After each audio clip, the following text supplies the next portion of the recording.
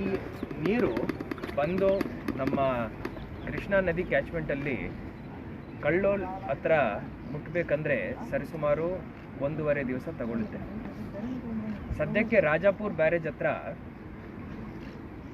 ಈ ಕೊಯ್ನಾ ನೀರು ಇರ್ಬೋದು, ಪಂಚಗಂಗಾ ಇರ್ಬೋದು, ಎಲ್ಲ ಸೇರಿ 1,12,000 ಕ್ಯೂಸೆಕ್ಸ್ ಅಲ್ಲಿ ಸಂಗ್ರಹಣೆ ಆಗಿ ಹರಿತಾ ಬಂದಿದೆ.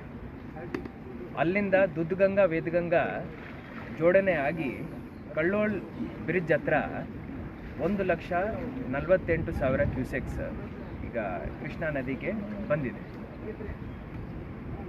ಮುಂದೆ ನಮ್ಮ ಹಿಪ್ಪರ್ಗಿ ಬ್ಯಾರೇಜ್ ಹತ್ರ ಸದ್ಯಕ್ಕೆ 1,12,000 ಕ್ಯೂಸೆಕ್ಸ್ ಸದ್ಯಕ್ಕೆ ಹರಿತಾ ಇದೆ. ಅಂದರೆ ಈ ನೀರು ಏನಿದೆ ಇದು ಹರಿದು ಹೋಗಿ ಹಿಪ್ಪರ್ಗಿ ಮುಖಾಂತರ ಆಲಮಟ್ಟಿಗೆ ಸೇರಬೇಕಂದ್ರೆ 1.5ರಿಂದ 2 ದಿವಸ ತಗೊಳ್ಳುತ್ತೆ. ಸೊ ಈ ಅಲರ್ಟನ್ನು ನಾವು ನಿನ್ನೆ ರಾತ್ರಿ ಆಲಮಟ್ಟಿನಲ್ಲಿ ಕೊಟ್ಟಿದ್ದೀವಿ. ಆಲಮಟ್ಟಿ ಡ್ಯಾಮಲ್ಲಿ ಅವರ ಚೀಫ್ ಇಂಜಿನಿಯರ್ ಅವರು ಹಾಗೂ ಅಪರ ಮುಖ್ಯ ಕಾರ್ಯದರ್ಶಿರವರು ವಾಟರ್ ರಿಸೋರ್ಸಸ್ ಅವರು ಈಗಾಗಲೇ ಅಲ್ಲಿ ಆದೇಶ ನೀಡಿ ನಿನ್ನೆಯಿಂದ 1.5 ಲಕ್ಷ ಕ್ಯೂಸೆಕ್ಸ್ ಬಿಡ್ತಾ ಬಂದಿದ್ದಾರೆ. ಇವತ್ತು ಬೆಳಿಗ್ಗೆಯಿಂದ 2.5 ಲಕ್ಷ ಕ್ಯೂಸೆಕ್ಸ್ ನೀರನ್ನು ಆಲಮಟ್ಟಿಯಿಂದ ಬಿಡೋದನ್ನು ಶುರು ಮಾಡಿದ್ದಾರೆ. ಎಲ್ಲ ಜನಪ್ರತಿನಿಧಿಗಳಿಗೆ ಈ ಮಾಹಿತಿಯನ್ನು ನಾವು ನೀಡಿದ್ದೀವಿ.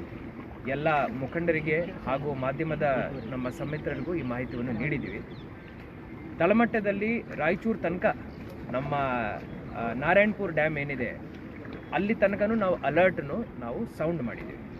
ಸೊ ಲೋವರ್ ರೈಪೇರಿಯನ್ಸಲ್ಲಿ ಯಾವುದೇ ತೊಂದರೆ ಆಗದಂತೆ ನಾವು ಈಗಾಗಲೇ ಎಲ್ಲ ಜಿಲ್ಲಾಧಿಕಾರಿಗಳಿಗೆ ಮಾಹಿತಿಯನ್ನು ಕೊಟ್ಟಿದ್ದೀವಿ.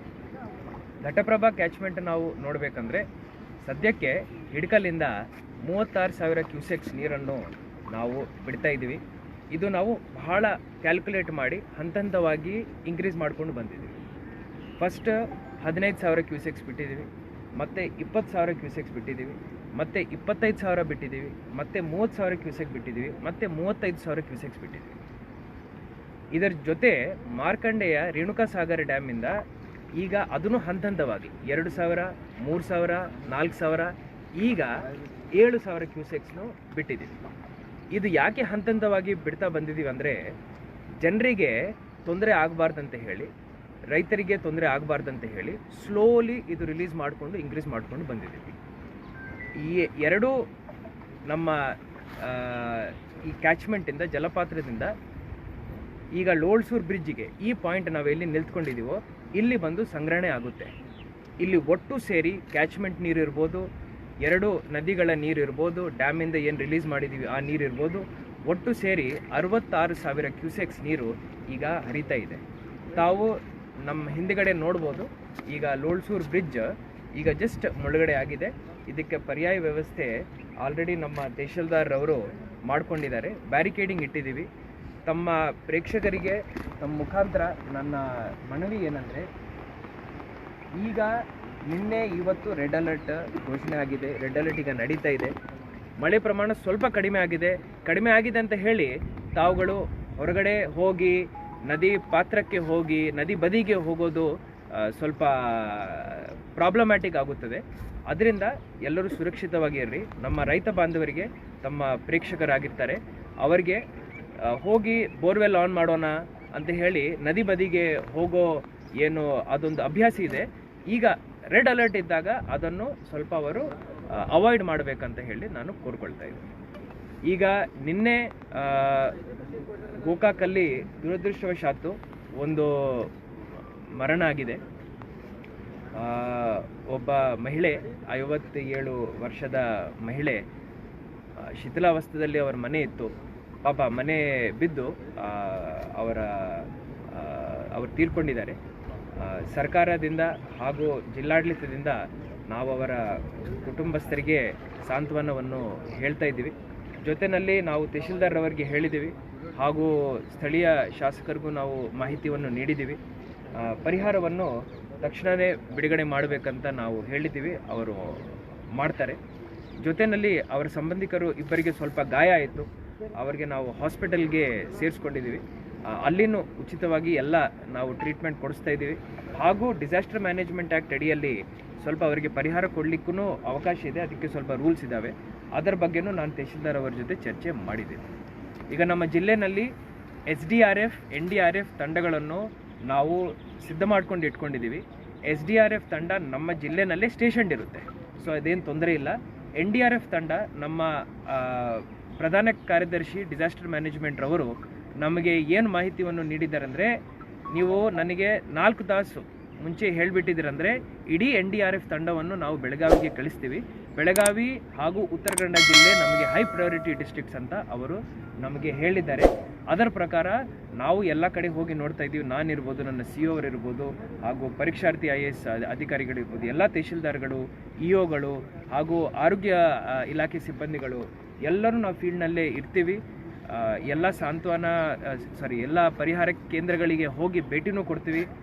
ಈಗ ಇವತ್ತು ಗೋಕಾಕಲ್ಲಿ ಈ ಲೋಳ್ಸೂರ್ ಬ್ರಿಡ್ಜ್ ಏನು ಮುಳುಗಡೆ ಆಗಿದೆ, ಈ ನೀರಿನ ಪ್ರಮಾಣದಿಂದ ಈಗ ಗೋಕಾಕಲ್ಲಿ ಸರಿಸುಮಾರು 200 ಮನೆಗಳಿಗೆ ತೊಂದರೆ ಆಗಿದೆ.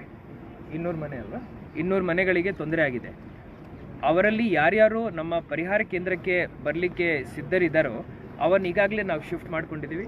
ಇಲ್ಲಿಂದ ನಾವೆಲ್ಲರೂ ನಮ್ಮ ತಂಡದವರು ಅಲ್ಲಿ ಹೋಗಿ ಅಲ್ಲಿ ವೀಕ್ಷಣೆ ಮಾಡ್ತೀವಿ. ಅವರಿಗೆ ಏನಾದರೂ ಬೇಕಾಗಿದೆ ಅಂದರೆ ಆ ಸವಲತ್ತಲ್ಲಿ ಅಲ್ಲಿ ಕಲ್ಪಿಸಲಿಕ್ಕೆ ಹೋಗಿ ಪ್ರಯತ್ನ ಮಾಡ್ತೀವಿ. ಸರ್, ಈಗ ಕೃಷ್ಣಾ ನದಿಗೆ 1.5 ಲಕ್ಷ ಕ್ಯೂಸೆಕ್ಸ್ ಕ್ರಾಸ್ ಆಯ್ತಂದ್ರೆ ಫ್ಲಡ್ ಬರ್ತದೆ. ಲಾಸ್ಟ್ ಟೈಮ್ ಎಲ್ಲ ನುಡಿದೀವಿ. ಈ ಸಲನೂ ಕೂಡ 1.5 ಲಕ್ಷ ಕ್ಯೂಸೆಕ್ಸು ಕ್ರಾಸ್ ಆಗುವಂಥ ಪರಿಸ್ಥಿತಿ ಇದೆ. ಅಂಥ ಸಂದರ್ಭದಲ್ಲಿ ಭಾಳಷ್ಟು ಗ್ರಾಮಗಳು ಮುಳುಗಡೆ ಆಗ್ತವೆ. ಭಾಳಷ್ಟು ಜನ ಪ್ರವಾಹ ಪೀಡಿತ ಪ್ರದೇಶದಲ್ಲಿ ಪೀಡಿತರಾಗ್ತಾರೆ. ಅವ್ರು ಯಾರೂ ಕೂಡ ಹೊರಗೆ ಬರೋದಿಲ್ಲ. ತಾವಾಗಿ ಬರ್ರಿ ಅಂದರೆ ಬರೋದಿಲ್ಲ. ಅವ್ರಿಗೆ ಫೋರ್ಸೇಬಲಿ ಸ್ಥಳಾಂತರ ಮಾಡಬೇಕಾಗುತ್ತೆ. ಲಾಸ್ಟ್ ಟೈಮ್ ಹಾಗೆ ಮಾಡಿದ್ದಾರೆ. ಈ ಸಲ ತಾವೇನಾದರೂ ಅವ್ರಿಗೆ ನದಿ ಪಾತ್ರದಲ್ಲಿರುವಂಥ ಜನರಿಗೆ ಏನಾದರೂ ಸ್ಥಳಾಂತರ ಮಾಡ್ತೀರಾ? ಈಗ ಆಲ್ರೆಡಿ ಆ ಕೆಲಸ ತಾವು ಏನು ಹೇಳ್ತಾ ಇದ್ದೀವೋ ನಾವು ಶುರು ಮಾಡ್ಕೊಂಡಿದ್ದೀವಿ. ಸೊ ಕೃಷ್ಣಾ ನದಿನಲ್ಲಿ ನಮ್ಮ ಡಿಸಾಸ್ಟರ್ ಅಲರ್ಟ್ ನಾವು 2 ಲಕ್ಷ ಕ್ಯೂಸೆಕ್ಸ್ ಮೀರಿದ ನಂತರ ಮಾಡ್ತೀವಿ. ಆದರೆ ನಮ್ಮೆಲ್ಲರಿಗೂ ಅನುಭವ ಇದೆ. ಹಿಂದಿನ ವರ್ಷ ತಾವೆಲ್ಲರೂ ನಾವೆಲ್ಲರೂ ಒಂದಾಗಿ ಎಲ್ಲ ಕಡೆ ಹೋಗಿ ನೋಡಿ ಬಂದಿದ್ದೀವಿ. ಸೊ 1.5 ಲಕ್ಷ ಕ್ಯೂಸೆಕ್ಸ್ ಆದ ತಕ್ಷಣ ನಿಪ್ಪಾಣಿ ಇರ್ಬೋದು, ಇಲ್ಲಿ ಅಥಣಿನಲ್ಲಿ ಸಪ್ತಸಾಗರ್ ಇರ್ಬೋದು. ಸೊ ಸ್ಟಾರ್ಟಿಂಗ್ ಆ್ಯಂಡ್ ಎಂಡಿಂಗ್ ನಮಗೆ ಪ್ರಾಬ್ಲಮ್ಯಾಟಿಕ್ ಸಿಚುವೇಶನ್ಸ್ ಕ್ರಿಯೇಟ್ ಆಗ್ತವೆ. ಸೊ ಈಗಾಗಲೇ ತಹಶೀಲ್ದಾರ್ ಅವರಿಗೆ ಹೇಳಿ ನಾವು ನಿಪ್ಪಾಣಿ ಇರ್ಬೋದು, ಚಿಕ್ಕೋಡಿ ಇರ್ಬೋದು, ಕಾಗವಾಡ ಇರ್ಬೋದು, ಅಥಣಿ ಇರ್ಬೋದು, ಅಲ್ಲಿ ಪ್ರಾಬ್ಲಮ್ಯಾಟಿಕ್ ವಿಲೇಜಸ್ಸಲ್ಲಿ ಈಗಾಗಲೇ ಸ್ಥಳಾಂತರ ಮಾಡಲಿಕ್ಕೆ ಆದೇಶವನ್ನು ನೀಡಿದ್ದೀನಿ. ನಿಪ್ಪಾಣಿನಲ್ಲಿ 1 ಗ್ರಾಮದಲ್ಲಿ 50 ಜನರನ್ನು ಈಗಾಗಲೇ ಸ್ಥಳಾಂತರ ಮಾಡಿದ್ದೀವಿ. ಈಗ ಟೋಟಲ್ ಜಿಲ್ಲೆನಲ್ಲಿ 550 ಕೇಂದ್ರಗಳನ್ನು ನಾವು ಸಿದ್ಧಪಡಿಸ್ಕೊಂಡಿದ್ದೀವಿ. ಈಗಿನ ಸಂದರ್ಭದಲ್ಲಿ ನಾವು ನಿನ್ನೆ ಕೂತ್ಕೊಂಡು ಕ್ಯಾಲ್ಕುಲೇಟ್ ಮಾಡಿ ನೋಡುವಾಗ 63 ಕೇಂದ್ರಗಳ ಅವಶ್ಯಕತೆ ಬೀಳಬಹುದು. ಆದರೆ ಸದ್ಯಕ್ಕೆ ಬರೀ 2 ಕೇಂದ್ರಗಳು ಈಗ ಶುರು ಆಗಿದ್ದಾವೆ. ಒಂದು ತಮ್ಮ ಗೋಕಾಕ್ನಲ್ಲಿ ಶುರು ಆಗಿದೆ, ಇನ್ನೊಂದು ನಿಪ್ಪಾಣಿನಲ್ಲಿ ಶುರು ಆಗಿದೆ. ಧನ್ಯವಾದ.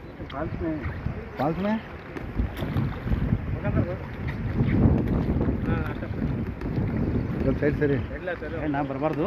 ಬಾಲ